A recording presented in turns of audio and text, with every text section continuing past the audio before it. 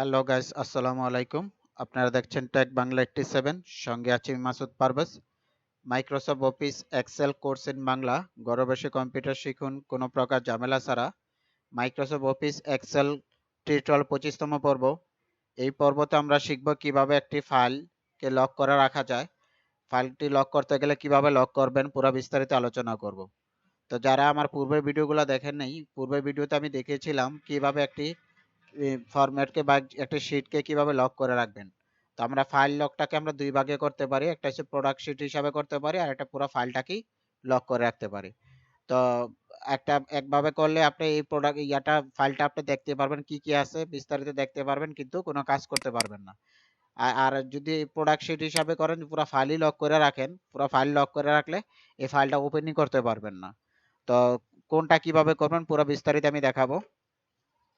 তো প্রথমে যদি আমরা এই ফাইলটাকে আমরা লক করে রাখতে চাই, সেই ক্ষেত্রে আমরা কি করব? এই ফাইলটা আমরা দেখতে পারবো, কিন্তু কোনো কাজ করতে পারবো না। সেই ক্ষেত্রে করতে গেলে আমাদের একটু কাজ করে নিতে হবে। তো ওইগুলা আমার পূর্বের একটা ভিডিও দেওয়া আছে, ওই ভিডিওটা আপনারা দেখে নেবেন। এখন আমি দেখাবো কিভাবে আপনি এই পুরো ফোল্ডারটাকে বা পুরো ফাইলটাকে আপনি লক করে রাখবেন, কিন্তু এই ফাইলটাকেও খুলতে পারবেন না। পাসওয়ার্ড দিয়ে লক করে রাখবেন। তো সেটা কিভাবে করবেন? তো প্রথমে আপনারা ফাইলে ক্লিক করবেন। তো যে ফাইলটা আপনি যদি পূর্বের ফাইল বানানো থাকে সেই ফাইলটাও করতে পারেন, অথবা নতুন করে কোনো শিট নিয়েও করতে পারেন। যদি নতুন করে এরকম শিট নিয়ে ব্ল্যাঙ্ক শিটে করতে চান, তখন আপনি কি করবেন? একই সিস্টেম। প্রথমে ফাইলে ক্লিক করবেন, ফাইলে ক্লিক করে যে এখানে ক্লিক করবেন। প্রোডাক্ট ওয়ার্কবুকে ক্লিক করবেন। এখানে ক্লিক করার পরে দেখেন, এখানে এসে ক্লিক করবেন। এখানে যখন ক্লিক করবেন তখন একটা পাসওয়ার্ড চাবে। এই পাসওয়ার্ডটা আপনি আপনার মন মতো দিবেন, আপনার ইচ্ছা মতো আপনি পাসওয়ার্ডটা দিবেন। আমি আমার ইচ্ছা মতো একটা পাসওয়ার্ড দিচ্ছি, দিলাম। দেওয়ার পর তারপর ওকেতে চাপবো। আবার এন্টার পাসওয়ার্ড, আবার সেম পাসওয়ার্ডটা আবার দিতে হবে। দেওয়ার পরে যখন আমি ওকে দিব, আমার এটা পাসওয়ার্ড হয়ে যাবে। তখন আমি ব্যাগে এসে এই ফাইলটাকে আমার সেভ করে দিতে হবে। যদি সেভ না করি ফাইলটা লক হবে না। সেভ করে দিলাম। সেভে ক্লিক করে দেওয়ার পর ফাইলটা লক হয়ে যাবে।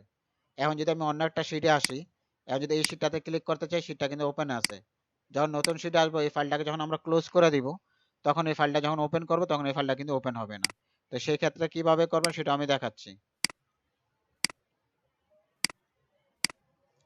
ধরেন এই ফাইলটা আমি এখন ক্লোজ করে দিলাম, ক্লোজ সেভ দিয়ে ক্লোজ করে দিলাম। দেওয়ার পর যখন এই শিটটা আমি ওপেন করব, ওপেন করার পর ওই যেই শিটটাকে দেখেছেন এখানে যে পাসওয়ার্ড চাচ্ছে, এই শিটটা ওপেন করতে গেলে আমার এখন পাসওয়ার্ড চাই।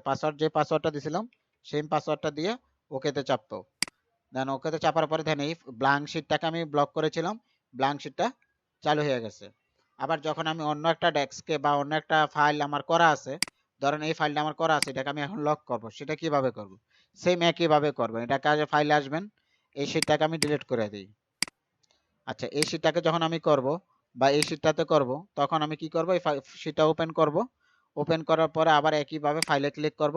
ক্লিক করে যে প্রোডাক্ট, এই যে এখানে আসা, এই যে এখানে ক্লিক করব। ক্লিক করার পরে এখানে সেম পাসওয়ার্ডটা বা আপনার যে পাসওয়ার্ড দিতে মন চায় সেম পাসওয়ার্ড দিবেন। তো আমি আমি দিলাম আমার ইচ্ছা মতো, দিয়ে আবার র্যান্ডম পাসওয়ার্ড দেব।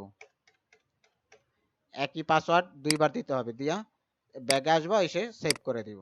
এখন যদি আমি এটা ক্লোজ করে দেই, যদি এই ফাইলটা আবার ওপেন করে দেখেন লক নাম্বার চাইবো, এই যে লক নাম্বার চাইতেছে।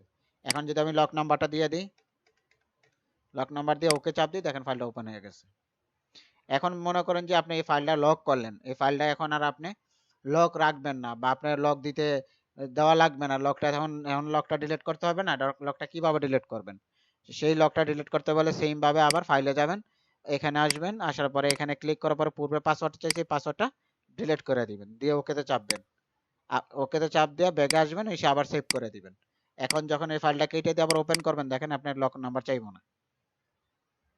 তো এইভাবে পুরো ফাইলটাই আপনি লক করে রাখতে। আর যদি সিঙ্গেল ভাবে এই প্রোডাক্ট, এই ডাটা এন্ট্রির যে ফাইলটা আছে বা এই সেলটা আছে বা এই শিটটা আছে, শিটটা কেউ দেখবে কিন্তু কোনো কাজ করতে পারবে না, সেটা কিভাবে করবেন? সেটা করতে গেলে এখানে আপনি ইয়াতে আসতে হবে, এই যে রিভিউতে আসবেন। রিভিউতে আসার পরে এই যে দেখে এখানে ক্লিক করবেন, প্রোডাক্ট শিটে এখানে ক্লিক করলে এখানে একটা পাসওয়ার্ড চাইবে। আপনি আপনার ইচ্ছা মতো একটা পাসওয়ার্ড দিবেন। আমি দিচ্ছি,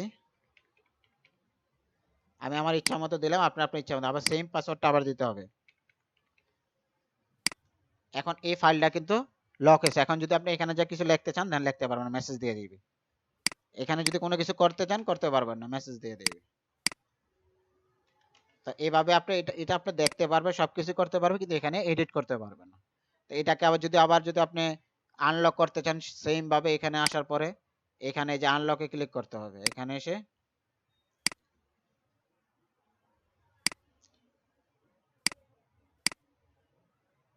যে রিমুভ দিতে হবে।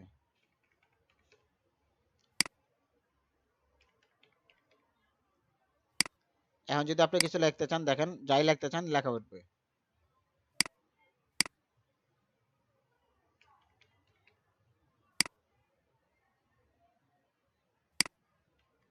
দেখেন যাই লিখতে চান এখন লেখা উঠবে। যদি আপনি কোনো কিছু লিখতে চান লেখা উঠবে। এটা এখন কিন্তু লেখা উঠলো না। তো এটাকে যদি আপনি আবার আনলক করতে চান এখানে আসার পরে দেখেন আনলক করে দিতে পারবেন।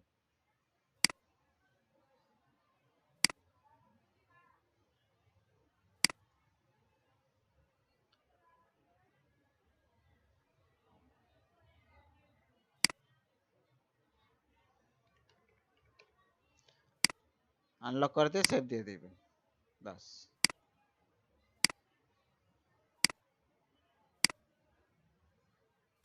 আপনি আপনার ইচ্ছা মতো কাজগুলো করে নিতে পারবেন, যেরকম খুশি সেরকম করে নিতে পারবেন।